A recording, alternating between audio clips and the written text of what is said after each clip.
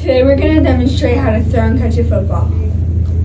I'll be showing you how to properly grip and throw a football. So first you want your pinky on all the way on the end, your ring finger on the second to the right string, your middle finger on the middle string, and your pointer finger off the ball.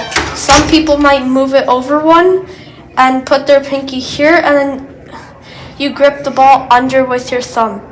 Then you just simply let go and you let your pointer finger come off the ball last to get a good spiral. Catching the football and the ball is over your waist, you want to put palms out, thumbs together, and make a little circle shape.